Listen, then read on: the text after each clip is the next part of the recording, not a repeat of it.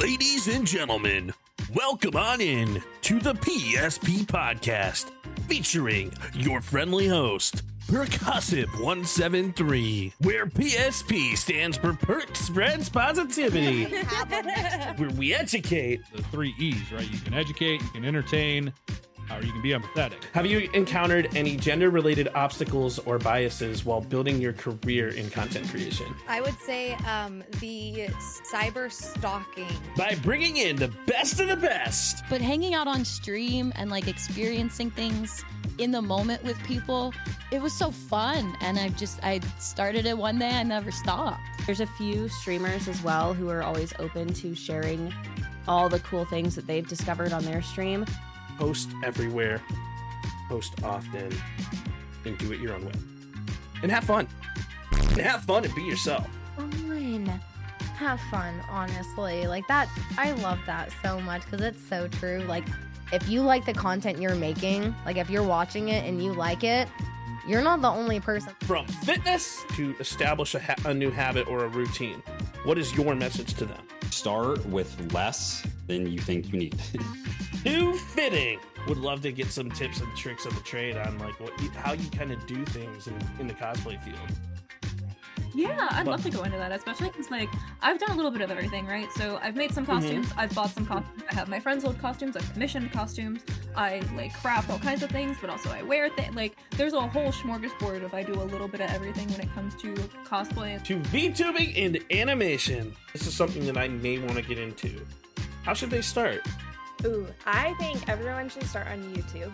I think YouTube is going to be your best place for launching metrics that creators should be paying attention to, in my opinion. Yeah. But I think, and like specifically with like VTubing, I think it's, I think all of that is like kind of like the difficulty level is like bumped up to like expert. And our goal at the PSP Podcast is to educate and inspire aspiring creators. And we are super excited for this week's episode, and we can't wait to see you there. So let's have a freaking party! Ladies and gentlemen, welcome on in. My name is Perc 173, and welcome back to another exciting episode of the PSP Podcast, where Perc spreads positivity. And this is where we vibe out, where we laugh a little, and where we shine our light as on creators that are just doing their thing. And today I am extremely hyped because we have ChillinWithDev in the building. And ChillinWithDev is a goofy, down-to-earth streamer, and she is super welcoming and super awesome. And she's part of the Twitch Women's Guild and the Pride Guild, and she's all about spreading positivity, community building, and keeping it real on stream. And this episode is all about the tech side of streaming, and I could not be more excited to have Dev join us today. So Dev, how are you? I'm great. Thank you so much for asking, and thank you so much for having me. I'm really excited to be here. I'm really excited to have you here and like kind of dive into the world of streaming. So I don't know how much you know about the PSP Podcast, but this podcast is dedicated to new, aspiring, and growing creators who want to make an impact on the streaming world in any way that they know how. And I'm really excited to bring in people who are established and are killing it and just doing everything that they do every day to share their story and their journey to maybe help inspire or some of the aspiring creators. So I think that's so awesome. Thank you. So why don't we tell the streamers who are new here or that might be seeing the podcast on our Spotify a little bit about you? Hi, so I'm ChillinWithDev, but you can just call me Dev. I'm a full-time variety streamer on Twitch. I'm also a mom and a partner. I've been streaming for about four years and some change now. Being a variety streamer is tough, but it works for me. My chat has graciously diagnosed me with ADHD, and I think it's pretty clear if you ever come into chat that that's probably true. So variety is where my heart is at. It means that we do anything from makeup, talking, crafting, cleaning my room. I know, boring, but people seem to like it, to playing all kinds of different games that people recommend to me. It's where my heart's at, and I really love what I do. And like your streams are genuinely just so awesome to be around, and like I'm a lurker in the majority of people's streams because I'm also ADHD, but I'm also a drummer, and I'm used to multitasking and doing a million things at once. So whenever I'm in your stream, I try to at least like initially make myself known. And then I just kind of work and like watch the magic, and like you always have this really positive like mindset with kind of every game that you play or like whatever you're doing on stream, and it's really cool to see and be around. Thank you. That's so kind, because course. there are definitely moments where I'm sitting in the chair thinking, oh my God, they're going to realize that I'm not having fun. Oh my gosh, they're going to realize that I'm tired or something. So that means a lot. Thank you. That's kind of like the whole side of streaming though, is like a lot of people don't really realize that like we might be tired or we might have to put on a mask for the day. And I think it's just a really cool thing to see. But like the stuff that you put out, like the energy that you put out, it's just amazing vibes, and it's just really cool. And it's one of the big reasons why I wanted to bring you on and talk a little bit about tech and talk a little bit about streaming. It's for some of the newer creators. So awesome. I'm so excited. Yeah. And what made you hit the go live button for the first time? What was your decision that put you into streaming? Yeah. So it was 2021, but everyone was still feeling the effects of the pandemic and everything, right? So I was currently in real estate, not enjoying it. And the pandemic really kind of threw me a curveball, made me realize I don't like sales. I'm not cut out for this, because if you're going to join something like sales and then get hit with a pandemic, you're going to learn real quick if you've got the skin to handle it or not. I did not, and that's okay. My boyfriend bought himself Animal Crossing New Horizons. Didn't like Animal it. Crossing. Told me to play. It became my entire identity for half of 2020 and the beginning half of 2021. And then I got into YouTube trying to find different people's videos on what they were doing on their islands. And a few of them were like, yeah, and if you want to catch me live, I'm on Twitch. And I was like, oh, what's this? And it all just kind of went from there. I looked at the website. I saw people streaming all kinds of games, music, just talking, makeup, other interesting forms of content. But I thought I think I could do this. Like, this looks fun. I'm creative. I like meeting new people. I also was feeling really isolated at the time. I think everyone was after the pandemic. Friendships didn't survive. The whole world kind of changed the way that it works. So yeah, I was inspired and I wanted to try something new. My work life wasn't fulfilling me, and I never thought it would become what it is today, but I'm very happy that I went live. And I can speak for everyone. We're also very glad that you went live as well, because like a lot of times when people visit other streamers, they love seeing people just having fun and being themselves, and like it's a really cool thing to kind of witness and see, because like from a viewership perspective, we love getting to watch people having fun so we can spread some positivity in our lives as well. For me, I actually went live because I don't think I've actually ever told why I went live on the podcast, so I think I'm going to. Oh, please share. So originally I went live, I was a viewer for the longest time. Through the pandemic, before the pandemic, I used to watch streamers and content creators and different styles of content. And I just enjoyed like how the content in general just made me feel, because the world of content is just such a vast thing, and it could be literally anything that you put forward, because in my mind, content is something that is consumed. So I decided to hit the go live button because I'm sitting here sharing my Call of Duty gameplay before Warzone even hit, and like people were like, dude, you're so hilarious, like your clapbacks are so funny in COD, like why don't you just go live, why don't you clip it and like just post it on the internet? And I'm like, maybe. And then eventually my friend Terrell, we were in the Discord, he went live on his own Twitch, and he said, instead, I'm going to highlight you because you're so hilarious, and put my face on his Twitch.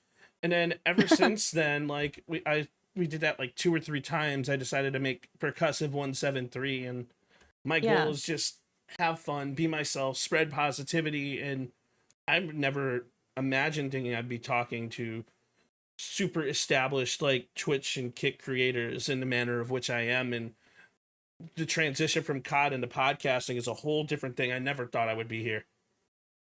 So yeah, that's a big dynamic change, but I love how you started out and how you were encouraged. I think being encouraged by friends, even if they're just online friends or personal friends, is huge and really helps build a sense of confidence and validity because it is scary. You're live and you don't know who's going to show up. You don't know if you're going to say the wrong thing or how to act sometimes, but having that, even that small amount of support is huge. And see, even when I met you for the first time, I said the wrong thing. So when I first, so I met you for like one of the first times, and I saw one of your tweets, right? You were having an issue inside of your Discord. So I decided to enter your chat, and I was like, you know what? I'm going to offer help. And I didn't realize at that point in time that I was breaking one of the unknown cardinal rules of streaming and content, which was like offering unsolicited advice to other streamers. I learned from my mistake, but I mean, like, firstly, hopefully I wasn't too harsh. No, you were great. And you were exactly as I expected you should be, because I just want to apologize for that. But I think this is a really awesome segue to talk about like how to handle yourself in the world of streaming after you hit the go live button. So what do you think are some unknown streaming rules when you're in somebody else's stream? As a viewer? Yeah. And especially as a viewer, as a streamer, I tell my chat and I tell my friends that I know I'm a bad backseater, which is ironic because I have a pretty strict no backseating rule in my own chat. We have safe words, we have specific cues and questions that I'll ask. But for the most part, nobody wants a game to be spoiled. True. And I don't mind help, but it's when there's certain ways to ask questions. So I know I can be a bit of a backseater in other people's chats, but I've gotten better at like holding my tongue, catching the vibe of, is anyone else backseating? Like, what's going on here? But otherwise, as a viewer and a streamer watching another streamer, it can be really hard to find that good dynamic, especially if you don't have a closely established relationship with that streamer, if you're just hopping in for the first time. Now, me speaking from my own experience, I've had good luck hopping into either a friend's stream or another person's stream that I don't even know that well. And if they're having a tech issue, I'll say, hey, I have a suggestion. Are you taking help? So asking before just giving is a great way to test the water, dip your toe in, see what's okay. And it also shows that you're willing to respect any boundary depending on what their response is. SW advice. I typically get good feedback when I start offering tech advice after asking. But sometimes if they respond and say, you know what, no, I have my resident techie mod, or no, I think I've got it under control, respect it, back away. And if you think it's going to be hard for you to hold your tongue, go hang out in someone else's stream for a little bit and just keep their tab open. But it's always better to ask in any scenario, whether it's tech related, gaming advice, whatever. It's always better to ask before just like blurting out your opinion, because some streamers might not have, they might be a little they might not have confidence in that particular field, and it might make them really uncomfortable to try and handle a situation like that live. Absolutely. And it brings up a huge point, like just a life advice too, where like consent is one of the most important things. Yes. And like being able to respect that consent that can always be like revoked at any point in time is such an important thing to talk about. And like that, it's when you're going into other streamers chats, it's always the most important thing is to respect the rules that they have in their chat and respect the moderators. Yes. And just be that viewer. Like some people like myself, I love it when you talk about your streams in my stream. Like I want to hear what you did. I want to hear what you're doing. And like some other creators are not like that. They're completely different. So it's like it's a reading the room mentality and understanding that. So I just think it's really cool. Yeah, and I think it also can go sometimes a little beyond reading the room. I'm definitely, my room is sometimes a little hard to read, if I'm being honest, I know as the streamer for viewers. I'm open to helping streamers with their streaming issues, specifically when they're tech related, but being fully transparent, I'm human. It does get under my skin just a little bit if a streamer comes in or a viewer comes in who I don't know they stream, and they start talking about their stream. And it's like, okay, I've learned that I don't need to make it about me. I don't need to make it a personal issue. They feel comfortable enough to share it with me whether I know them very well or not, give them the benefit of the doubt until they show otherwise. And that's hard because as a human and as learning in this space that no self-promo everywhere, but there are people who do it like you. It's a hard dance, but my best advice to any streamers who have found a space that they're comfortable in and they really admire that streamer, DM them first or like whisper them on Twitch if their DMs are open. And if they're not, you might just not have a space where it's okay to talk about your own stream, and it's okay to accept that and to not take it personally that they don't support you or appreciate you. And a great way to show someone you admire that you stream without making it icky is by rating them. Because Yes. not only are you supporting them, but you're showing them that you stream, and they will probably, especially if you've been around for a while and had no idea, they'll be really freaking excited that you rated them. And now they get to hopefully follow you and hang out in your stream the next time you go live. And now you've kind of broken that wall of awkwardness between I'm a streamer, you're a streamer, you know. I agree with that 100%, and I have a story behind that actually. So, awesome. So when I first started streaming, I actually rated into the person who was really inspired me to stream, and like I decided, you know what, I'm not going to raid into anybody until after I get affiliate because I like to make things harder on myself. Don't ask why. But don't we all? Right. So I decided, you know what, I'm going to raid into X Marie Angel. Marie is somebody who was the first person, content creator wise, that I started following on Twitch. And she is somebody who was really awesome. I actually did the same thing with Shady, but we're going to keep it on Marie for a bit. So I raided into Marie, and Marie was like, wait, Percussive, like, you're in my chat like every other day. I didn't know you streamed. Wait, I have to go check you out. And like, genuinely, like, getting rated by someone or rating into someone is one of the biggest streamer to streamer compliments that you can get, because not only are they that streamer is entrusting you with their entire community to keep the vibes up, to keep the mentality going, but you're choosing them out of the millions of other content creators that are on the platform, where discoverability is basically zero. Yeah, it's a great way to flatter the person that you admire and to show that respect. And it goes even further when you've never mentioned that you stream. At least for me, because now I know that you respect me on a level that isn't selfish, or you have no ill intentions to use me in any sort of way, because unfortunately that happens. It's just how this market works sometimes. And I don't think people always mean it, but it's very easy to come off that way. So I think rating in is a great way to break the ice on that awkward barrier, form a new connection. And like you said, how Marie mentioned that you're in her chat every other day, that's how I initially, I don't want to say grew on Twitch, but that was a lot of my start, is that I found someone who I really connected with on a personal level. Just our personalities just vibed up really well. And they're one of my best friends. I went to their wedding in Mexico this summer. W. So yeah, it goes a long way when you genuinely connect with someone for no other reason than you like them.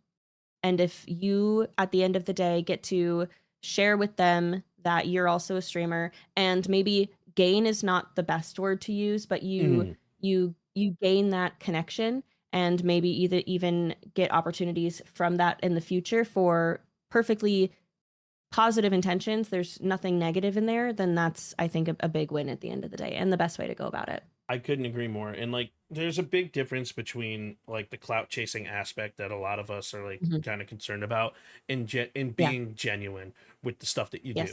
And like, when you raid in this, I've had people raid into me and they're like, hey, well, why don't you ever raid me back? I'm like, well, that's not gonna work. Maybe like raid for raid is not a solution. Follow for follow is not a solution. It's a whole thing. It's a big red flag for me. Same.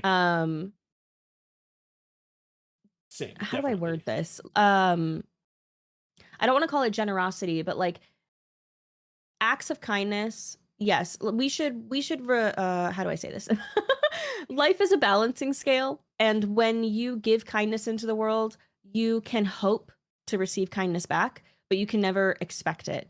Now, rating into someone in the sense of content creation, yes, that's an act of kindness, but it's also a risk, and it's a very generous act of kindness. Yes.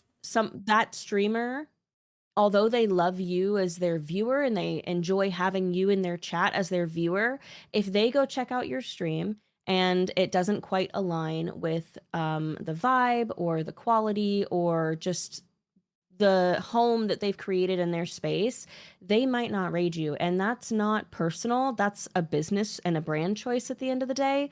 And it's really hard to understand that. So I don't blame anyone for ever being disappointed that the person they raid constantly never raids them back.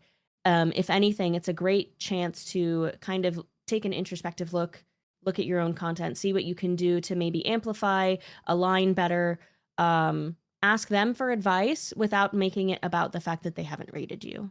You say introspective. In every single episode, I tell new creators and aspiring creators the same thing. 95% of what content creation and being a live streamer is introspective work. It's looking back at your own streams. It's looking back at yourself. What can you do to make your stuff better? Which is a huge segue and a really awesome segue to go into talk a little bit about the technology behind what makes things function.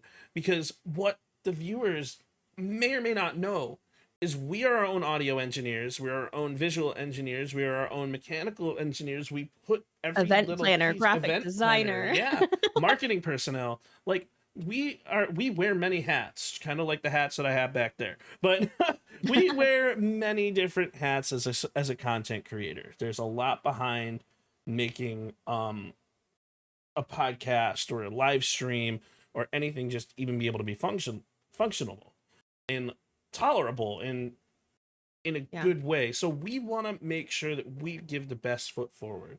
So as a new streamer, what tech do you think we should know about, and what tech do you recommend off rip? Okay, so kind of like you mentioned earlier about rating Marie, that you didn't want to rate anyone until you were affiliated because you just enjoy making things harder for yourself. I on the other side of that coin, I don't like doing anything new without feeling like I've learned everything I can at that time to look sufficient enough, to look like I know enough. It's something I struggle with in many ways, but in a lot of ways, it's actually pretty beneficial. It can help with getting a new job. It can help with going live for the first time. So when I first discovered Twitch, it was probably April. I didn't go live until July 1st. So in that time, I was going through numerous phases of planning. And the first phase was, am I actually going to do this? Once I figured out that the answer to that question was yes, I went into full educational mode. I learned everything I could from YouTube. YouTube is an amazing resource. You can basically just say, how do I get an overlay on my stream? You're going to find 50 videos of very different people of all different standards, calibers, and qualities teaching you how to do this. Watch 5 of every single question that you have so that you learn as much as you can. And then you're going to have a layer of confidence added to the first time you stream, feeling like you actually know what you're doing. You're going to know your broadcast software. You're going to know your sound setup. When it comes to purchasing tech, you don't need to spend the biggest amount of money. Like, you don't need to buy the biggest thing. You don't need to buy the most expensive thing just to start. I started with a setup that was, I had a nice camera, but I had purchased it years prior. But I could easily start with a setup that's less than $200, excluding the computer. And that you're good to go. So YouTube is a huge resource. Learn as much as you can before you go live. Have a generalized idea of what you want your overlays to look like, what you want your bot to say when people come in. Have basic alerts set up. And if none of that, if you don't know what any of that is right now, that means you haven't consumed enough of the content you're trying to get into. in order to meet the level of where everyone's at on the platform or the level that you want to be at, you need to consume those people's content. You need to learn how they greet people, what their alerts look like, how their bot functions, how they address chat, what the start of their stream looks like. Catch a VOD, go to the end of their stream. How did they end their stream? What did they do when they get rated? Really, it's not creepy. It's not weird. No one's going to know that you fully digested someone's stream to learn how to be a better streamer. If anything, if they do find out, they're going to be really flattered that you chose them as an example to move on by. Absolutely 100% agree. And like, for example, like you mentioned, like the technology that needs to happen. When I first started streaming, I started streaming on only a laptop with a 2060 Ti, and it was with Call of Duty. Also, I do want to say real quick, chat, I see you. I love you. Thank you so much for all the follows and all the love hi and support. chat. I see you. But thanks for coming through. I also may or may not respond to y'all, but I just wanted to say hello. But so I started streaming on a 2060, and I thought that was going to be enough. And I was streaming on a 1070. A 1070? Ooh, W. So my first headset was a Turtle Beach headset that plugged directly into the thing, and then I used a Bluetooth controller to play Call of Duty with one other monitor that was just like a 60 hertz monitor, and that was my setup for 2 years, and that was what I learned to be an affiliate on and how I started playing Call of Duty. So you don't need to have the highest end tech. Now I decided to invest in my technology, and I now have 2 computers. Actually, technically, I have a 3-stream setup. If you ever come by my stream, or 3 PC setup. I have a computer that runs my peripherals solely, so it takes the pressure and ohmage off of it. That's my old 2060. I still use it. If it works, I'm going to use it. I have a 5070 Ti that I use to run my Call of Duty, and then I have a 4060 Ti that I use to actually stream. So I'm taking pressure off because it is so difficult. And we talk about bots and stuff and like chat bots. Like I was watching Steffi Evans stream for a while, actually, and also the Only Shady stream, and they all had these different like commands, and I didn't even know what to do. So I didn't even know what Nightbot was at the time. And eventually I saw someone do !PP, which you can do in my chat, and it was a random number generator that tells you the size of your PP. Yep. And I've got one. Yeah. And Botrix is broken. I've got a command in my chat just to clarify. Also, that's the funniest thing ever. If someone does !PP and then the random number generator with Botrix is like random 0 to 15. Yep. So tech doesn't always work. But literally learning how to do that, I watched a video on how to do that, and then I decided to turn it into !FMK. And these are just things that you're playing around with in Nightbot and watching people. So it was actually Cat Liente that I saw a video on. I love Cat. And that we used to be able to like make different style of chatbot commands in Nightbot commands. And then I saw going down the line recently, Queen with Manda used TangiaBot, right? And I decided to implement Tangia on my stream because now someone can do a cheese slap. You can't on this scene because I took all that stuff off. But and now you can literally like throw tortillas at someone's face, or you can throw it's just funny, goofy stuff that you can do to interact with chat. There's so much out there. There's so much out there. And it brings up the question, what is something that you do to help interact with chat? What tools do you bring into the table? So I rely pretty heavily on my bot. If people subscribe to my channel, they have access to different sounds. And I first learned this from someone who no longer streams, unfortunately, but they were a very inspiring streamer at the time. And they allowed their subscribers to have access to sound commands. And they even made it so that when you subscribe at a certain tier, you get to request your own sound command. I have that implemented in a way with marathon streams for the rest of the year, or for the following year, they get to have a sound command if they reached a certain level of contributing to the marathon stream. But my bot is pretty heavy on allowing chat to interact with the stream. I have a channel point redemption where they can do a dramatic zoom on my face, and can I cuss? Yo, absolutely. Go for it. The little fuckers like to zoom in on me when I'm writing on the board. And of course, my backside is facing the camera. So they like to interact with the bot a lot. And I would say my bot of choice is Firebot. It's up there with Really? Mix It Up Bot and StreamerBot. It's free to use. I really like the UI. Writing this down. It's a really good option. I tried using Mix It Up Bot a few times, and I see the appeal and I understand why people love it, but the UI just didn't work for my brain. And Firebot's definitely my go-to. Something that I just want to add on that kind of ties into what to do when you're ready to start streaming is don't be afraid to click every single spot of your Twitch page, click every single spot of your creator dashboard, learn everything. You are not going to mess something up.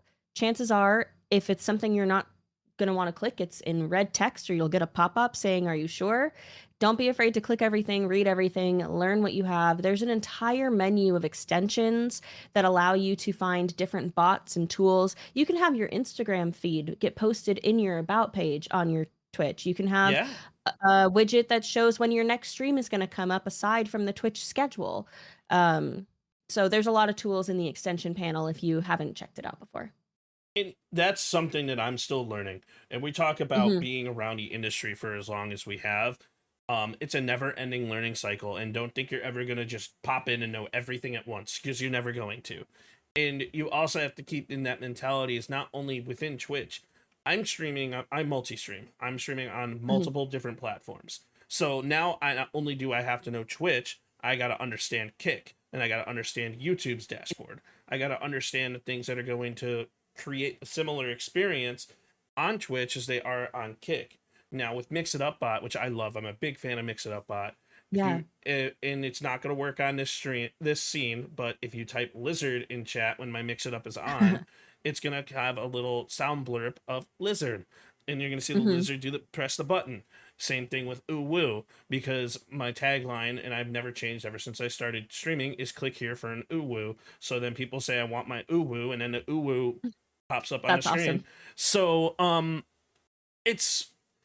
So it's not going to work on this scene, guys. I'm very sorry. I know I'm teasing you, but it's one of those things that we can do to make things more interactive and to have that type of communication and to do like the just chatting streams and make things just more interesting, you know? When it comes to different tech, the biggest thing that I recommend for everyone to look into is what streaming broadcast software you want to use. There's Slobs, there's OBS, there's Meld, there's a million different things, but everything will get the job done in a manner of which you want it. You just got to learn how to make it happen. Yes, absolutely. And there's a lot of resources out there on YouTube where you can learn. Yes. And you'll be surprised at what level you can take it to. There's a few streamers as well who are always open to sharing all the cool things that they've discovered on their stream. Flex. And there are some streamers, Flex, Nutty. There are some streamers out there. Diggity Dank is another one, Dr. Diggity Dank. Their streams are just his stream is amazing. I don't get to hang out in his stream that much, but from what I've seen, he does things that I didn't even know were possible. And everyone has their own level of ability. I cannot do what he does, but I can do what Nutty does when I have the time and mental energy. And so finding streamers who have a similar level of education as you, and as far as tech, like what you're capable of learning, what you're comfortable with learning, and gaining inspiration from them, seeing if they put tutorials out on YouTube, you'd be surprised how many of them do. There's just so much that you can learn with your own broadcast software, whichever one you're using. Some offer more than others, but there's just so much. It's really a beautiful space where you can express your creativity in many different ways. There's a bunch of different things that you can do within your audio in visual stuff, especially within OBS. I use Wavelength, and I learned a lot about SFX, so I can turn myself into a demon or turn myself into a kid. I hope those are the right ones. If I wanted backwards, but the effect was still there. Yeah, the effect is still there. But I could turn myself into these certain things depending on like the time of year. I actually have one that turns me into Santa Claus, and That's so fun. But I have a Santa Claus costume, so it's just the whole thing. It's just stuff that you can do that's like fun. Like I made a YouTube video last year where Santa Claus snipes in Search and Destroy. That's so creative. That's so fun. It was a lot of fun to make stuff like that. And like, so do you have any plugins for OBS or any SFX that you would want to talk about that is going to change the game? So for me, I'm a chill streamer when it comes to what happens on stream. I get overstimulated pretty easily. I'm also a little bit of a control freak. So hey, that's a good thing though. I don't have too many things that chat can do to stream, but as far as plugins in OBS, mine are more aesthetically based or like fun event related. So I have 5 plugins that I use on a regular basis. The first one is going to be source clone or source copy. This is only if you use nested scenes. So if you have multiple cameras, if you like to use your cameras in different places or different ways, if you have tons of different scenes for different types of things, you can copy your sources without affecting the original source. So that's a really big one. I also use OBS blur. So I think it's called composite blur. That is an amazing one as well. On my stream overlay, I have my game slightly shrunk down and off to one side with my camera off to the other side so that it doesn't overlap a lot of the game. It overlaps maybe like 2% of the game, which is great in my opinion. And then behind that, instead of having something black or super bright and colorful, it's just a blurred out version of the gameplay. So it's really immersive and kind of creates this like tunnel vision effect so that the game is easier to focus on for the viewer. So composite blur is amazing. Shader filter has a huge list of things you can use.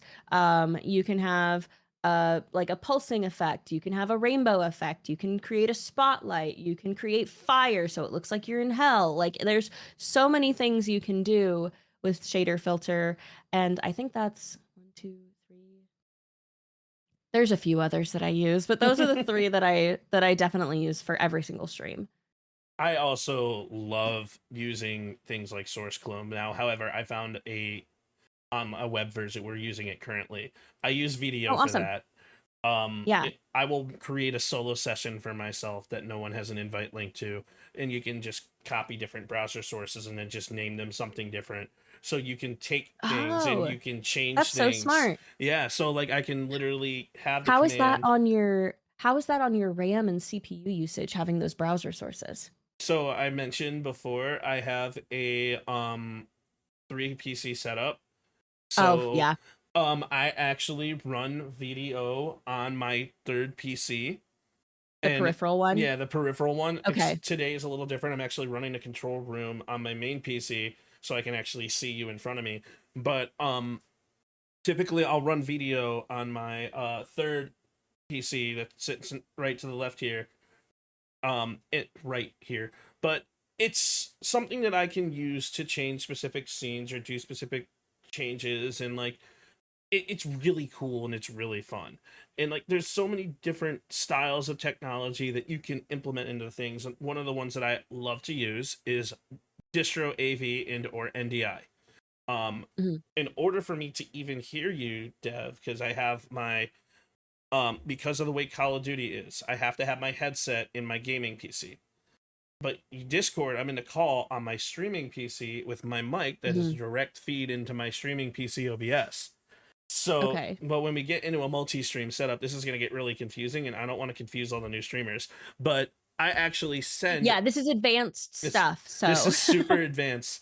So Don't run away, it's fine. I will take the Discord voice chat auxiliary, send it via NDI from streaming PC to my gaming PC, just so that I'm able to have that feedback in OBS using output and monitor so that you can see me, so that you can hear me. Yeah. And this is an advanced thing. Like looking into a dual PC setup is definitely there's a million It's a different whole new YouTube world. videos. I haven't taken that venture yet. I'm considering it. I'm a tech But yeah, nerd, and it's I will offer to help because I love helping people with tech. yeah. Yeah, I've had a few friends that have graduated to the dual PC setup, and I've seen their struggle, but I've also seen the benefits of having a 2 PC setup. With any advancement, there's going to be setbacks. Absolutely. That's just the wave of learning, unfortunately. But yeah, they're nice for a reason. And like, it's when you look at the different styles of technology, but the point, like, I guess the point that I'm making is NDI is such a useful tool in the world of streaming. Yes. Because you can send audio, broadcast that audio, that source over your own internal network, which I actually have everything because I do cybersecurity on the side. I have everything in a honeypot on a server so that no one's actually in. I actually have everything backed by a firewall, but this is, you know what I'm going to say to that is I feel that every single person, if you're deciding to go into streaming, should have a cybersecurity 101 course, because Yes. the world is a Yes. very dangerous place. You got to be Oh, yeah. able to learn multi-factor authentication. You got to learn how to protect your stuff, and be able to identify what a phishing email is, because we get phishing emails a lot. Yeah, But I try to post any big red flag emails that I feel like could be just going out to anybody and everybody on Twitter, being like, streamers, don't do this. Watch Yeah. out for this. And even if it ends up being legit, I'm not afraid to post about it on Twitter because one, they're probably not going to see it. And two, if they do, maybe they'll learn that they need to up the professionalism a little bit so it doesn't look like a red flag. absolutely. I actually have a streamer friend who's been streaming for years, and they got their computer taken over from them while they were live. And it's because people will, like, we all use Discord. Yes. I would say 99.9% of streamers use Discord for themselves, for their own community, or to be in other people's communities. Discord, actually, by the way, a little notice alert. I got an email 2 days ago from Discord saying that some information did get leaked. It was from any kind of customer service interaction that I had with them. They gave me the ticket number so I could see what information was affected, but they said hopefully that no personal contact information got leaked out. So guys, check your emails, see if there's Yes. anything from Discord. But a lot of the time, these attacks happen through either your email, which you often put on your Twitter or your handles in your bio, or through Discord. And unfortunately, as much as we all love Discord, it has weak points. And this particular friend of mine clicked on a well-known community member's DM, and they sent them a link. And they figured, oh, this is my friend. It's fine. I'm just going to click on the link. And within minutes, their computer was taken over. The person knew where they lived. They had their banking information, and it was terrifying. And thankfully, it happened while they were live, and the person ended up giving them everything back at no cost. But it's terrifying. It's so scary. One of the tips that I have for a lot of people when it comes to cybersecurity style stuff: use a password manager, but never log into your password manager. Here's why. One of my friends who's I don't use one of those. I should, okay. though. So it's okay, you don't have to. But so I have a password manager that's locked behind another password manager that has all of my passwords in. So you have to. Right. It's an internalized 2-step authentication. It not a whole lot of people are going to be able to figure out. And one of my friends actually was logged into LastPass before LastPass had their data breach back in 2023. And they ended up losing a bunch of information. They ended up losing all the money in their bank account because everything was inside of LastPass. So I use a different password manager. I'm not going to say the name of it, but I never logged into the password manager, even though I have the extension on my browsers. So what that's going to do is it's going to prevent somebody from being able to take my password information or the stuff that I have on my computer if they even have access to the computer. So this is kind of where I talk about cybersecurity 101. Like, if you ever get an email, you want to make sure that you never click on a link, you always hover over it because there's this thing called JavaScript that will run when the initialization of any web page happens. And that JavaScript could have a code in there that says, hey, we're going to go ahead and take the cached credentials of this particular person, and then they're going to try to scan for every single password. We're going to record the step-by-step log of everything that we do, and then send it back via a text file to the source or home computer. There's a lot that can be done. It is. But my goal is not to scare people. It's just to kind of keep the eyes to inform open. And it's good to understand just what kind of risks can come from being on the internet. I know when I first started streaming and I had my tip link in chat where people could say !tip and it shows my PayPal, it was my first and last name. And it was like that for so many months that I just said, screw it. It is what it is. I've since changed it, I think. But since I was in real estate, it would be really easy for someone to put my first and last name in Google and get my phone number and get my address. And it was scary and frustrating, but it was a mistake that was already made. Thankfully, nothing has come from it. And it's just really important to check everything because although there are plenty of resources, like we mentioned on YouTube, to learn how to do these things, sometimes they're outdated. So a touch on that is look for videos within the last 2 years, if not within the last year, if possible. A lot of instructions for how to set up your PayPal for a tip link are very confusing, and it's easy to mess it up because once you mess it up, you can't change stuff. So check all of your options before you select one and see which one's going to be the safest. Use Reddit for people's opinions a lot of the time. Take it with a grain of salt, of course. But there's so many scary ways for things to go wrong, but there are so many amazing tools that you can use to help protect yourself. And it's another reason why you should not allow links in your chat, because anybody can come into your stream at any time. They don't have to know you. They don't even have to be a real person. Someone can just pay to have a bot of 100 different usernames post a link in 1,000 streams a day, and that link will give them access to everything. And so it's really important to not let people post random links in chat as well, because not just to protect yourself, but to protect your community and the people who are in your stream. So there are a couple tools that I use chat-wise that help with that. One of them being SiriBot. SiriBot has been one of my favorite things that Twitch has added, and I really hope they're able to integrate with the API on Kick soon. But SiriBot is really awesome for that. Another tool, no, Siri, I'm not talking to you.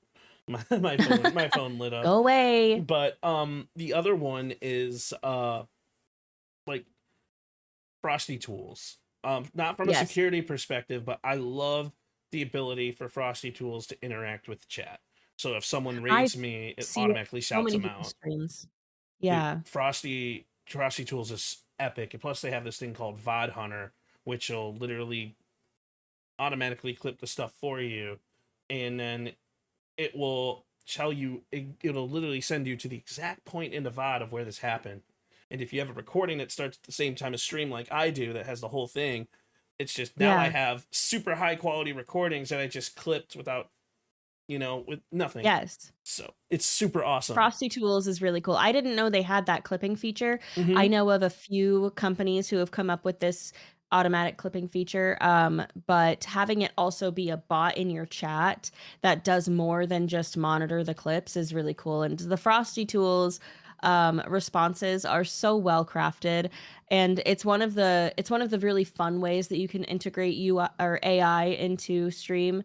I know AI is a touchy subject for a lot of people, but there are so many fun things that can be done with it that are completely innocent and only amplify not necessarily your content, but what it means to be in your community. And it just they're really fun. Every time I raid someone who has Frosty Tools, I'm blown away and absolutely amazed, and I think it's a great tool. AI tools are really useful if they're utilized in the right way. And with the evolving aspect of AI in the use case of the world, you have to find ways to take AI and use it to your advantage. So one of the questions in chat that I'm actually really curious, or that I would love to talk about, is they said, my niece is starting to stream soon. Any tools or tips she should start with at the very beginning, and you'd love to pass any info on. So my biggest tip for anybody to start streaming, and this is actually one of the questions I had on my docket, but I was going to talk about it later, but since it's here now, my biggest tip to anybody who's wanting to start streaming is just be yourself, be authentically you, and just have fun. Yes. And that's something that a lot of people forget about. But oh yeah, be authentically and you. When you first start, there's so many ways you can go about doing this. So I have a few nuggets of information that I'm going to try to dish out. Sure. Yes, be authentically you, be yourself, have fun. Always stay true to who you are. Don't try to be something that you're not, or something that you think you need to be, because that's going to wear you down mentally, physically. People are going to see it. It's going to be hard to uphold in the different areas of your online life. So definitely don't stray away from your core true self. On top of that, though, it's okay to find inspiration through other streamers that you enjoy watching. So definitely look at what they do, how they do it, what do you like from them, and rather than comparing yourself to them, think about, okay, from what I know of their lifestyle, does it match me? Are they also a college student? Are they also young, living at home, or getting ready to go off to college for the first time? Great. That means that their work ethic might be able to align with mine. For me, I'm a mom. There's not a lot of moms. There are a lot of mom streamers, but it's hard to find ones that are as busy as I might be. And so everyone's going to have their different journey. Don't get discouraged if someone's journey looks different than yours. Don't measure your success with someone else's ruler. You have your own ruler. It's going to go your way. It's hard to accept sometimes, but that's just the way it is. And lastly, like we mentioned earlier, so you might want to show your niece this whole podcast, utilizing YouTube. Any question you have and going to YouTube or Reddit to learn the techie side of things, because there is a lot to learn, is an amazing resource. There's one other thing that I want to add before anybody wanting to start streaming. So everyone will tell you, oh, go hit the live button. My response is hold the phone. Let's think about it. So if have a bit of a plan. Well, my thing is post content first. And the reason why I say that is the Twitch, Kick, YouTube, like wherever it is, well, YouTube has amazing discoverability, but these live streaming platforms don't have great discoverability. And it's always been that way. It's why people who just start streaming, it's so difficult for them to be able to be put on somebody's FYP. Like, for example, when I log into Twitch and they show me like the recommended page, they show me people who I watch first or who I've watched before. Like it'll be like, or people you follow. Like, we think you might like this stream. Really? Is it because I follow them? Well, I'd like to see someone new. It's like, why is Steffi Evans always first on my list? It's because, well, I'm in her stream almost every time. Because you've clocked 100 hours in her stream. Like over 100 hours in her stream. And it's like, it's stuff like that. It's like, there's very limited discoverability when it comes to being put on someone's platform. YouTube is a very different thing about that. But my recommendation is to go live, but off live. And record content that you think is going to be funny, that's going to showcase your personality, and that's going to showcase what you want to be known as a content creator or a streamer. Because it's the other platforms, the other content that you put forward, that's going to allow people to see who you are. Like, Dev had no idea who I was. No. I reached out on a whim, and it ended up being like that, where we were able to even have this type of conversation. Like, no one knows who Perc is yet, but I want people to know who I am through the content that I put forward, and then people are going to start seeing, hey, this fat 30-year-old's pretty cool. And I'm going to make that my mantra, my personality, and I'm going to like let people kind of hang out and do what they do, you know? It's post content first. Definitely. Yes. And if you still want to go live and because I didn't post content first. I went I'm going to go live. Instead, I went the networking route where I made connections and friends first. There's so many different ways to start streaming. Yes. No one is better than the other, except for don't go into a bunch of people's chats and say, I'm about to start streaming. Don't do that. Don't you do will, that. You will burn your bridge before you've even found the river. Don't do that. I think if you do just decide to go live and you're trying to make the best of time, okay, what I would say is only stream maybe 8 hours a week. If that's 4 days with 2 hours or 2 days with 4 hours, then use the other extra hours you have in your week outside of school, work, life, all of that, and edit the content that you made. And if you find that you have nothing worth editing, okay, maybe stop going live for a week or two.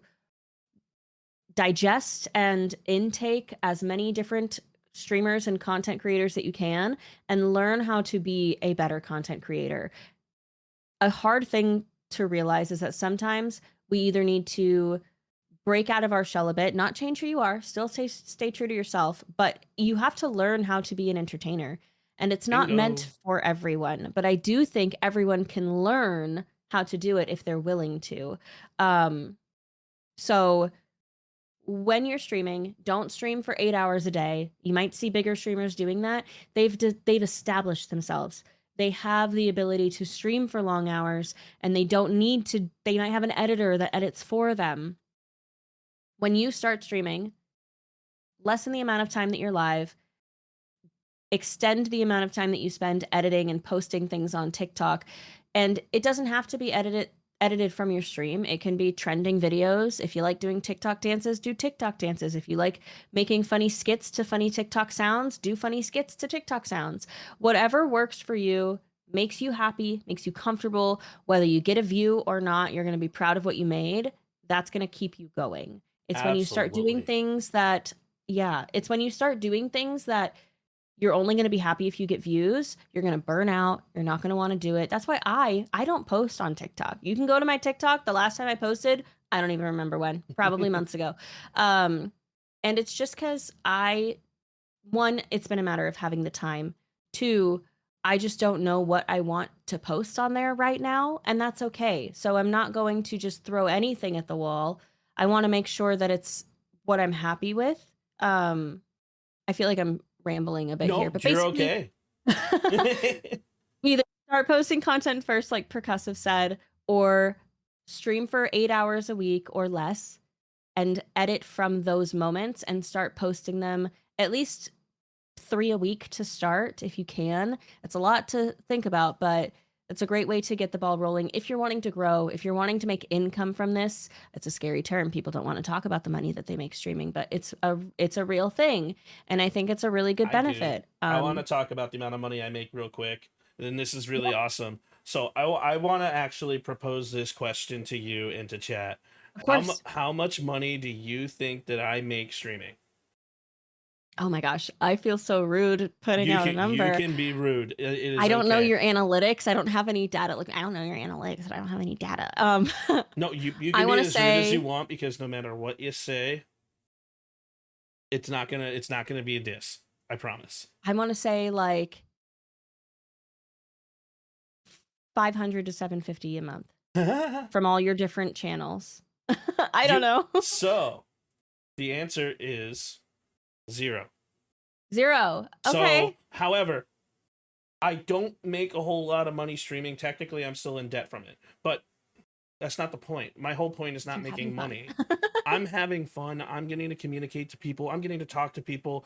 There is only one journey in the world of streaming, and it is what you make of it as a creator.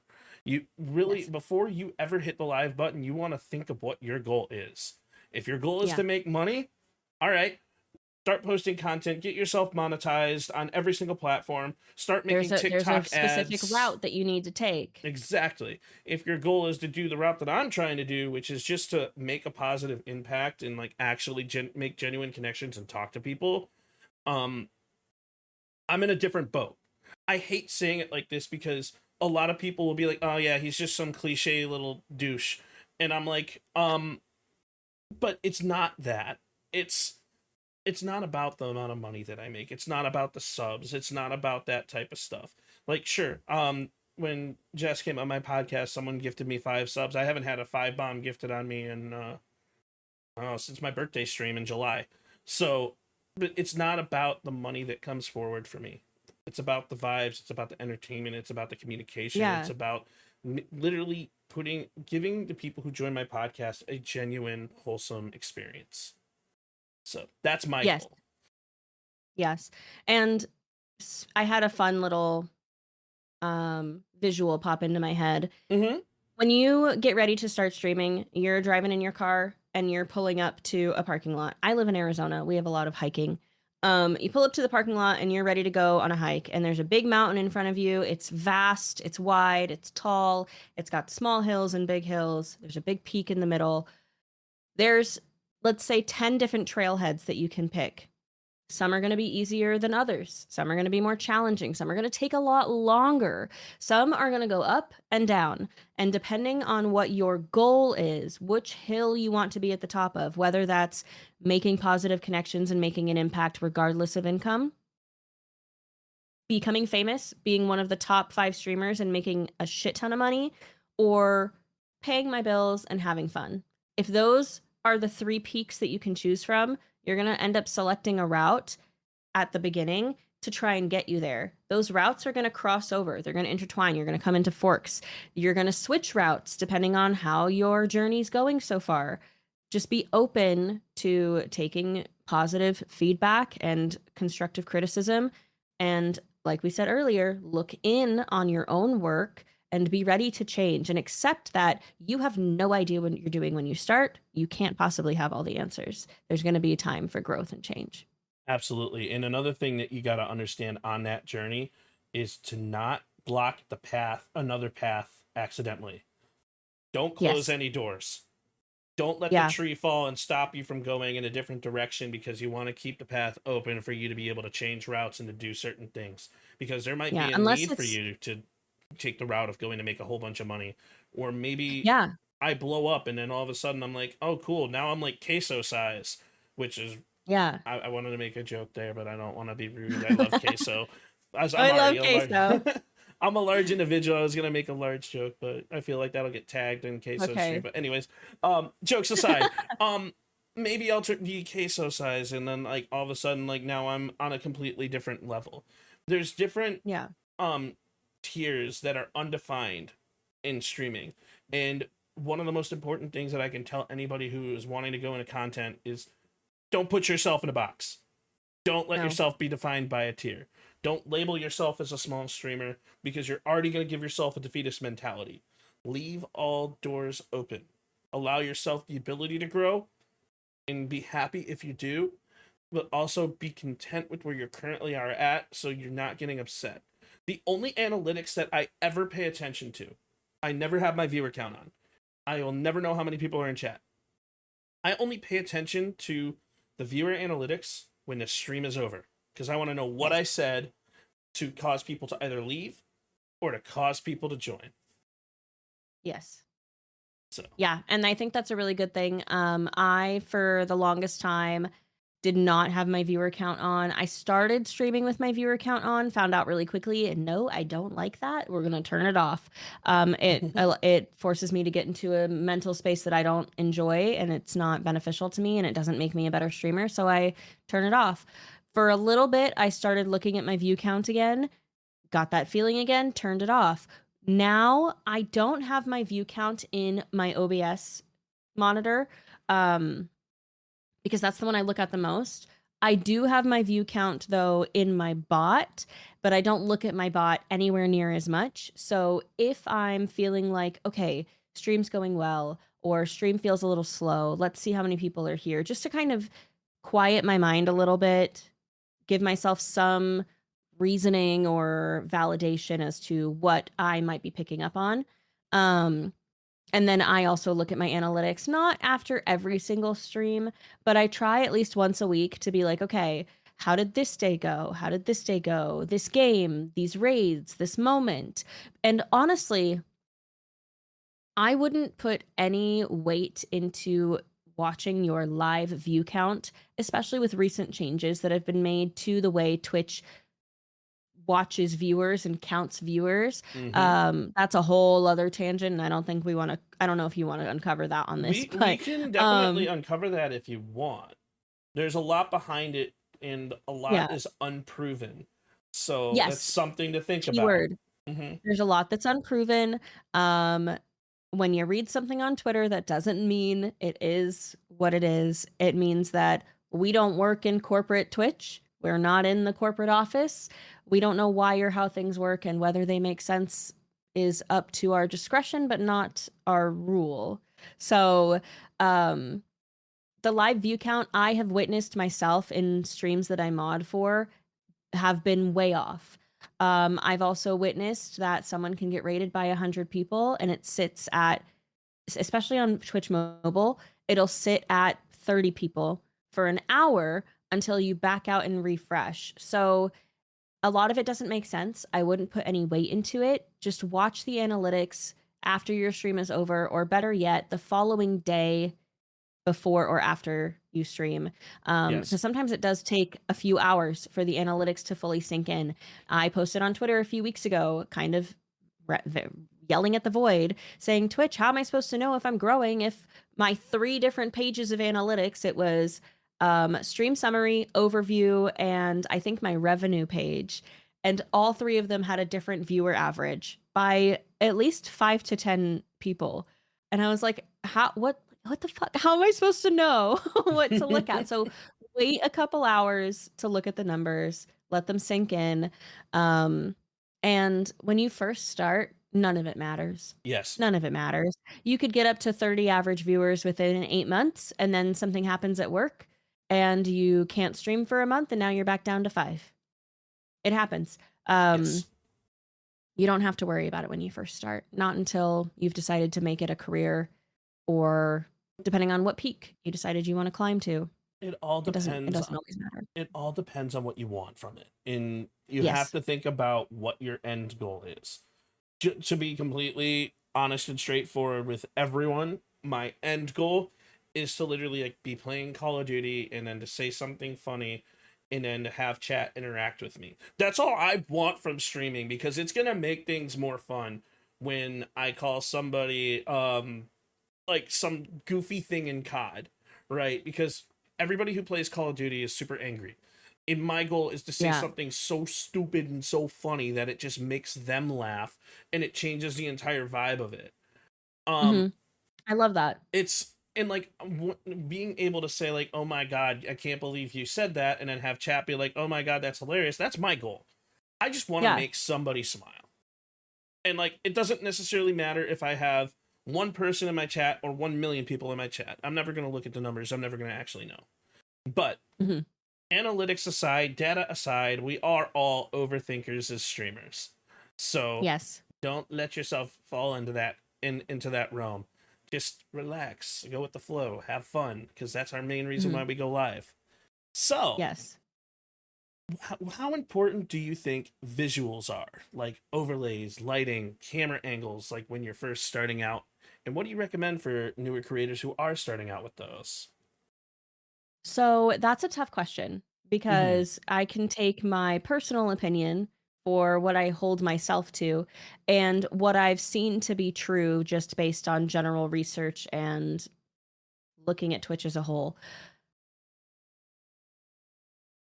To be quite frank, on the research side, it doesn't really matter, as long as you have some kind of in fact, let me backtrack a little bit. It doesn't really matter, because the thing that matters above all visuals, aside from stream internet quality, is your microphone.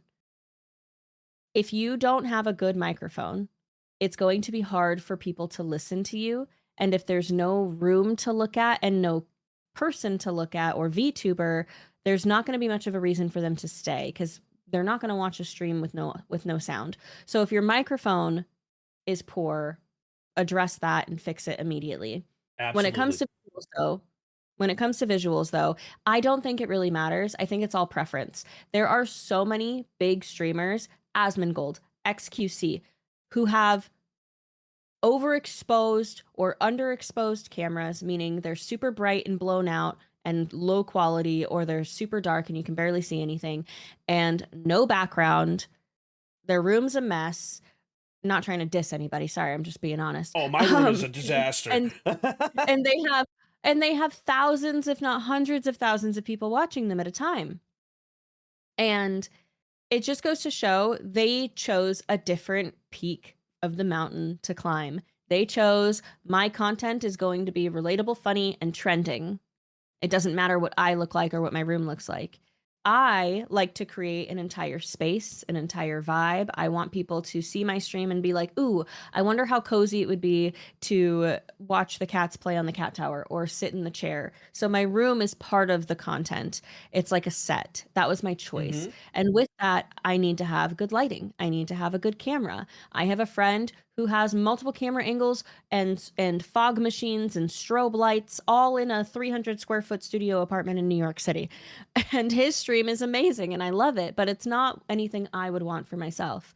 So it really depends, like we keep saying, on what you want to do with your stream, what kind of streamer you want to be, what makes you happy, what's affordable to you, what's doable within your realm of knowledge and capability. So it all depends. At the end of the day, it's preference.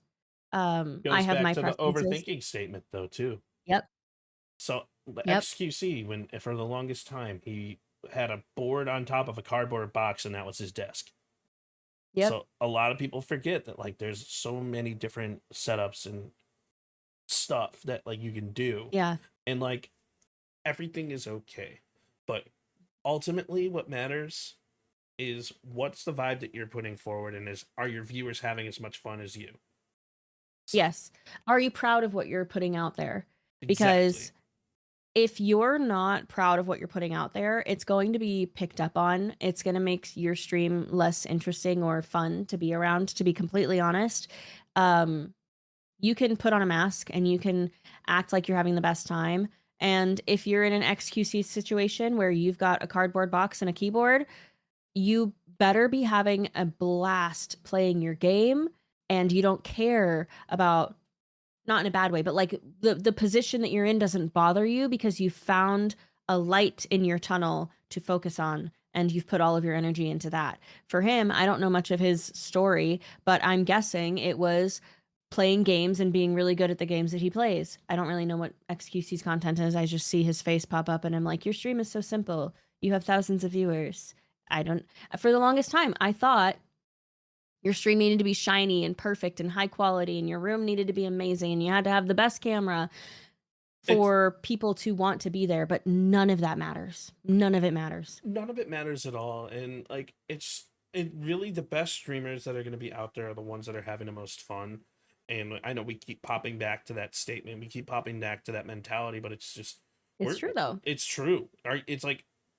So... Like, my streaming setup is very bare bones. If you want an overlay, you can go on to Stream Elements and pick out one of the Stream Elements overlays for free. And then, like, cool, now you have a starting soon screen. Now you have, like, this starting soon screen, and I'm going to swap this over here for a second so you guys can see it. This starting soon screen, I picked up off of Stream Elements, right? So I've seen it before. That starting soon screen is one that I like. It's the first one I did when I first started streaming, and I've never changed it. Now, I have game plans. And it works. It's clean. Yeah. It looks great. And I have game plans to change things around, to edit, like, something in Canva. Like, if you pay attention to people like BB Jess. Like, I had her on Friday. Her starting soon screen is amazing. And she was telling us that, like, she made it in Canva. And, like, yeah, you can do stuff like that. You can even use Canva AI. I see somebody starting soon screen, Dev, I think it was yours actually, where it was like, it was just a blurred background. It said starting soon over top, and then you see yourself getting ready, and then all of a sudden it's like now unblurred because you're live, and it's awesome and it's fun. Yeah. But Flex does a similar thing as well with the blurred camera. It's really cool things like that you can kind of integrate and, like, use, and, like, there's so many fun things out there. But so, speaking of all the fun things out there, how do you balance keeping things authentic while still improving the look of your stream? Similar to kind of what we just said, it's about what makes me happy at the end of the day and what I'm proud of. And what I know I have the mental energy for. We talk about mental health a lot on my channel, and it's because making this my full-time job while being a mom, a partner, renting a house in this economy, there's going to be stress. So we keep it very, very transparent on my channel as much as possible. And so when it comes to visuals and keeping things authentic while trying to improve, be realistic. With this camera, for instance, someone came into my chat just, what was it, Friday? And it was like, oh my gosh, your camera's so crisp and clean. I don't think I've seen a camera that crisp on Twitch before. What camera do you use? Anytime someone asks me about my camera, because it happens more than I'd like it to, I always say, you don't need this camera. It's overkill. I didn't buy it. Someone gifted it to me. My boyfriend, he is a photography enthusiast, and he purchased this camera used on OfferUp, didn't love it, asked me if I wanted to use it for stream. It is overkill. It's beautiful, but it was $2,000 bought new if he had bought it new. It's too much money to invest, especially for a new streamer, and you don't need it. It's all about what kind of content you're putting out there. So yes, I love my camera, but I had to learn over the last year, really, and kind of throughout my whole journey, that the quality of my stream does not define how good of a content creator I am, but I tend to fall back on that a lot. It's one of my flaws, I guess you can say, is that I sometimes think, okay, people aren't coming to my stream, or I had a slow week or something because I had to switch to my webcam for a year because my camera wasn't working. That was actually the year that my numbers really went up. It didn't matter that I switched to a webcam versus my mirrorless camera. So it's not about how much money you spent into it. It's about, did you plan out your stream today? Do you know what game you're playing? Are you excited about the game you're playing? Is the game performing well on Twitch if you care about views? And are you in a good mental space today? If you're not in a good mental space and you don't think you're going to be entertaining, maybe consider not going live that day. True. And just be honest with your community and say, I'm not in it. I don't want to go live today. I go live a lot of the time when I'm not having a good mental day because streaming makes me feel better. If that doesn't work for you, don't hurt the experience for chat to come to your stream if you're not in a space to handle it. So remaining authentic while trying to improve your stream, it all comes back to, what am I going to be proud of? How can I realistically view this as, okay, here's my budget, here's my tech ability. How can I make this work so that I'm proud of it? And if you're stuck in a place where you see someone stream like BB Jess or Poop Witch or Nutty or someone who has a crazy amazing stream, and you just don't think that you can achieve that, stop wishing for it. You're putting yourself in a position where you're never going to find success and you're never going to be happy. Accepting that is a position you can't get to is okay, and it's nothing against you. It doesn't make you a lesser person. It just means you need to find a different streamer that you can connect with on ability, budget, lifestyle, and take inspiration from them instead. And that's been a hard thing for me to realize as well. Remember the full circle comment that we keep coming to when we talk about overthinking, right? Yes. Overthinking falls into that line of comparing yourself to others. As a streamer, don't. I'm never going to be Dev. I'm never going to be as awesome as Dev. I'm never going to be as awesome as BB Jess. I'm never going to be XQC. I'm going to be Perc. And that's when we keep saying the authenticity aspect and like the overthinking aspect. The biggest mistake that I see newer creators have is they overthink and they compare themselves to the popular streamers that they admire. The moment you do that is the moment you're going to put yourself in a defeatist mentality and a negative mindset, and you're going to start calling yourself a small streamer, and you're going to start blaming everybody except for yourself for your reason why you're not growing, if you're not growing. So it's a whole mindset that you have to keep in mind, that just remember the bare bones, remember the basics. Every time you go live, just have fun and be there for your community, and you're just going to start growing whether you want to or not. Yeah. So exactly. And I'm very bad at comparing myself to others. And I do it in a way where I'm not thinking that they're the reason why I'm not growing. It's always, what can I do to grow like them? Yes. And over this past year, I've had to really take because it's only natural to compare yourself to other people, especially depending on which route you're going. If you're going to grow and make an income, you're going to have to learn from other people. It's not going to be just figuring it out on your own. You're going to have to take inspiration from other people. That doesn't mean copy them. It means see what they're doing, see how it works, and how can you apply it authentically to yourself. Bingo. In doing so, there is a level of comparison. It's natural, it's inevitable. What you do with that comparison is what matters. And for me, for the longest time, I was comparing in a way where I was thinking, well, I can't do what they do because I'm a mom and I value my time with my kid, and I don't want to stream the way they stream as far as time frame, days, times of day. Or like there's this idea that streaming at night has better benefits than streaming during the day. There's some data to back that up, but really it depends on how you stream. And so I don't stream at night. It's bad on my mental health. It doesn't fit in with my lifestyle. I stream during the day. It's hard. It's hard to stream during the day. So what did I do?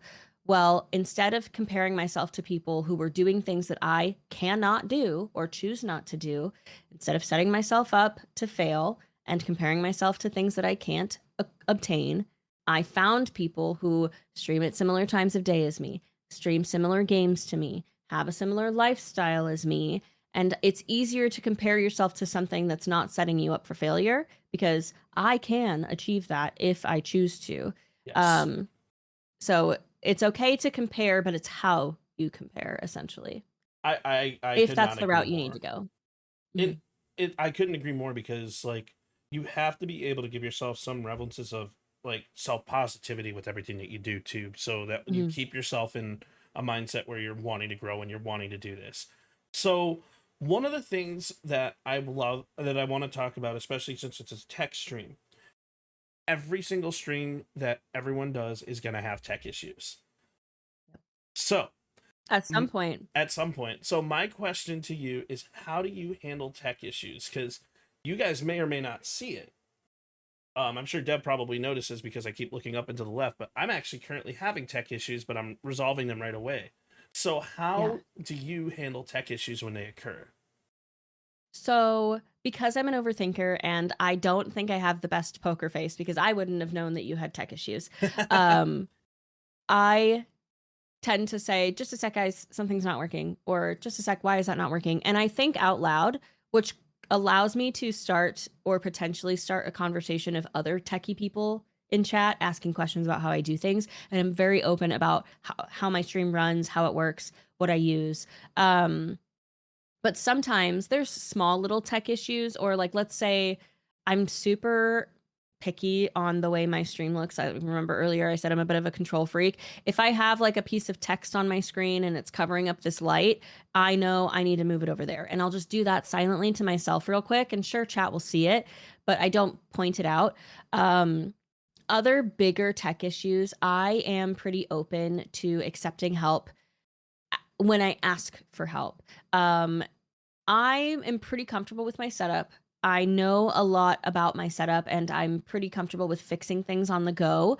But there's things that I don't know how to fix, and there's sometimes big issues. I think it was the beginning of this year or maybe last year. I think it was the beginning of this year. I had huge tech issues and I had to wipe my PC and basically start from scratch and rebuild everything. And I saved as much as I could, but at the end of the day, sometimes it's better to just start from scratch and hopefully you erase the issues that were causing problems.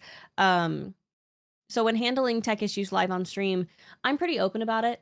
I tell chat that I'm experiencing something and I try to fix it, because that's just easier for me. I'm an anxious overthinker, and if I do anything other than be honest, it's only going to make it worse. So, however, sometimes there are other issues that I don't feel I need to talk about and I can just fix real quick. And I'll do the same if it's not in like a podcast format. But so for my tech issues that I'm currently going through, it has everything to do with internet. It's something that's fully out of my control.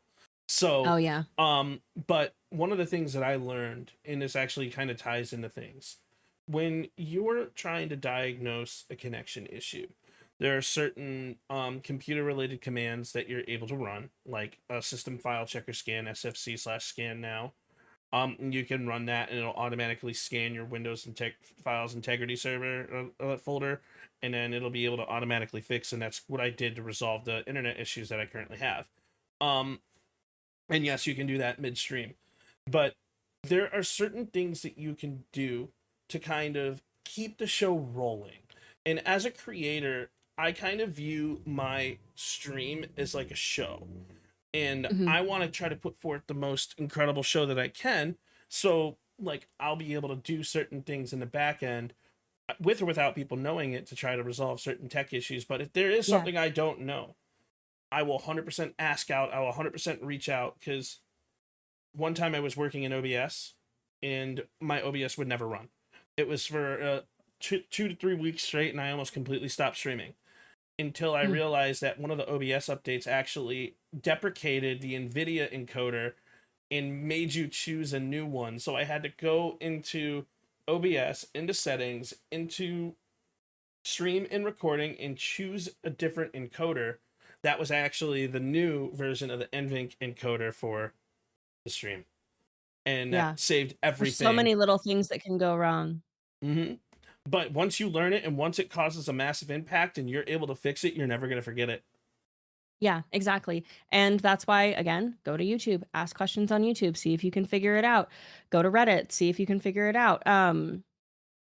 There's also a really cool way where if your OBS keeps having a consistent issue every time you stream, you can copy the log file link and actually get the log file analyzed. And OBS will at least tell you, like, hey, these are concerning. Hey, this might be the problem. It's not always a fix. It's not always the right answer, but you can at least get a look at how compatible is my OBS setup, and OBS will analyze and show you what might be causing a problem. That's another reason why I like Stream with Meld. So there's a whole bunch of different streaming platforms that we kind of discussed about, Meld being one of those where they have their own data analyzer for you. Like when you're using Meld, you'll see the stream, where it's going, where it's connecting to, the audio direction that things are going. It'll show you the bit rate that things are running to. And then you can just kind of see how things are in live action and be able to diagnose and fix any issues that might be happening. Or you can switch it to a different encoder middle of the stream and swap things out while you fix the old encoder, and then put it back to the old encoder. There's really cool little tips and tricks, because Meld's one of those streaming platforms that's made by streamers for streamers. And it's just really cool to kind of look at some of the stuff like that and the different technological aspects out there. So everyone's going to deal with tech issues. Everyone's going to deal with different styles of text. Everyone has a different way of doing things, but we keep circling back to being awesome at streaming means that it's authentic. You're authentic and true to yourself. So what is your goal with your community or future creators that we should take away from Dev's journey? So my personal journey, I think, has stayed pretty true despite the different changes. When I first started streaming, it was just to have fun outside of my everyday life, something to escape to. And I think that idea still stays true, though the rest of the picture has evolved a bit. My stream for my viewers is a place for them to escape, to know that they will not be judged, that they can be their authentic self, that they can have a good time, that they're going to be in the presence of someone who's there also just trying to have a good time. And whether we're gaming or talking or baking or painting, whatever we're doing, we're just there to enjoy each other's company.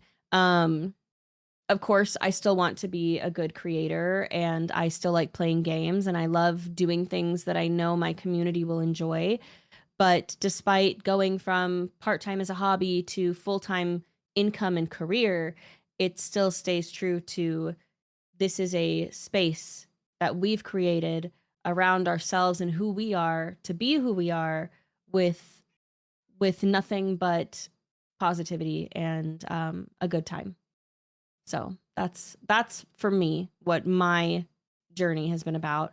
When it comes to new streamers, it's going to take time to figure out what that is, but really look back in on yourself and remember the reason why you wanted to start streaming in the first place.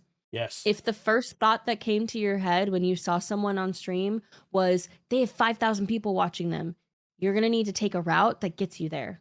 Yes. That's not my route. If your first thought was someone just dropped $100 in their chat, I could really use that.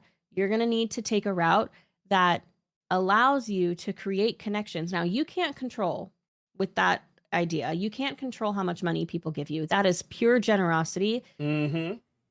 But if you're a decent person and you have fun ways for people to contribute to you where they get something out of it, like a marathon stream and you put a pie in your face, or you have to get a hot tub in your room and wear a silly outfit, whatever it is, as long as you're capable and it makes you happy, there's going to be different ways for you to achieve whatever that initial spark of interest was for you. And for me, my initial spark of interest was I can show how much I love gaming and the games that I like and just be my little weird self, and people are going to like that. Heck yeah. That's awesome. Why wouldn't I want to do this? And then I learned, I can actually kind of make money doing this. So it's evolved, but it still stays true to I'm going to be myself and I'm going to be really happy doing what I do. And that's such an amazing point. And I commend you for that too, because like being able to decipher the route and the journey that you want to go and remembering why you started streaming in the first place is so important. And I think that like in regards to being a new creator, it really is a whole bunch of introspective work. Yes. The schedule, like it's so easy to burn out if you lose track of why you started streaming in the first place, because not only are you live streaming to people, you are editing, and it takes a lot of time to be able to edit videos. It takes a lot of time to be able to market. It takes a lot of time to be able to communicate with people. And like, yeah, it's because, and also understanding that people are human. You have the entire world in front of you. You have your entire life in front of you. So even if they don't respond right away, they may respond in the next couple months or the next couple days. Mm-hmm. Don't rush people. Don't force things. Just go with the flow, Yeah. Go with the flow and have fun. So what final words, Dev, would you like to give to any new and aspiring creators? For anyone who's looking to start streaming, I think we've said it a ton of times today, but just be yourself at the end of the day. And if that's a version of yourself where, I've always loved doing improv, but I made fun of it in high school, but it's where my heart is at. Do improv. Do improv on Twitch. It can go so far, and you will find so many other people who also love improv. If your heart is in crochet or building houses in The Sims, or you have this dream of getting a 360 no-scope shot in COD, do it. Whatever makes you happy, strive for it, as long as it continues to make you happy. The second you find yourself doing something where going live causes any kind of emotion other than excitement and wonder and inspiration and happiness, you need to look in and think, okay, what has happened in the last few days? What has happened in the last few months? What changed? Is the game I'm playing run by different developers now and it sucks? Have I been a little loose with some of my rules in chat and there's people in my stream that I just don't like? That happens. It happens. We don't have to like every viewer. So just be aware, be honest with yourself, hold yourself accountable, keep an open mind, and be willing to learn. A great way to achieve all of this is having a bit of a journal. I've tried journaling on my own, but instead I do more of like a mental journal where after each stream, I try to reflect on the high points, the low points if there were some, and what I can do next stream, what I'm looking for next time. And your time is precious. Your voice is precious. Don't let anyone else take it from you, and continue to do what makes you happy. Honestly, I couldn't agree more. And like I say, 95% of what all of us streamers do is introspective work, learning from everything that we do and making ourselves better. And remember, because Dev made a huge point here, if you truly want something, you will do everything in your power to make it happen, because that is the goal and that is what you want. And there's only one journey. So ladies and gentlemen, if you're a new and aspiring content creator, own your journey and have fun and be yourself, because that's what this podcast is all about. 100%. Dev, thank you so much for joining me today. And that's going to do it for today's episode of the PSP Podcast. And Dev is an amazing person. And Band Fam, if you are not following Dev, get your booty cheeks over there. Go give her a follow. You can click on the link that I have in the profile. You can literally click on that and follow her. Go check out her streams. I truly appreciate everything that you said, and you definitely made an impact not only on me, but about everybody who's going to watch this podcast. Dev, you're an amazing person, and thank you. Thank you so much for joining me. Thank you so much for having me. It was an honor to be here. Like I said before we even went live, podcasts are so special because they let streamers share a side of themselves that they don't always get to share on stream. So thank you for believing in me and for finding me through my Discord troubles. I really appreciate you. I appreciate you as well.